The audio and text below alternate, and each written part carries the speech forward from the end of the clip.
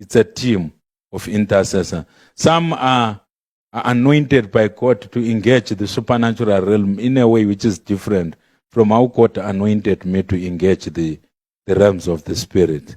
So God is inviting now us as a team, as intercessors. The event will happen. That's what the Holy Spirit told me. That the event will what? Happen. But it must not lead to the loss of human life, but its preservation. Why am I saying the event will happen? God will permit it to happen as a sign that the country in which it will occur, the time for leadership to change is imminent or near. Let us watch and pray. So, it's not something which people will think consciously. All of a sudden, the pilots will discover that the plane has developed a fault. It has developed a passenger plane, not a cargo plane. And then they will decide to make an emergency landing. Where they make an emergency landing, God will be showing that leadership is just about to change. Because the thing is a sign. If people die in that plane, it means the change in leadership will have bloodshed. If human life is preserved, it means the change in leadership will be peaceful. And God is saying it's up to us as intercessors to release apostolic government into the realms of the Spirit. So that when this inevitable event takes place, it will take place without loss of human life.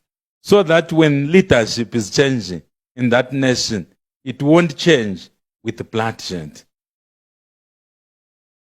If intercessors ignore this message or they criticize, hey, this one,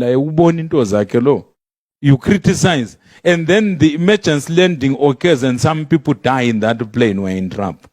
Wherever the emergency landing has taken place, it means leadership will change, but there will be bloodshed. This is what God showed me. We must watch and pray. That's one message in which we must watch and pray. So leadership is just about to change in that country.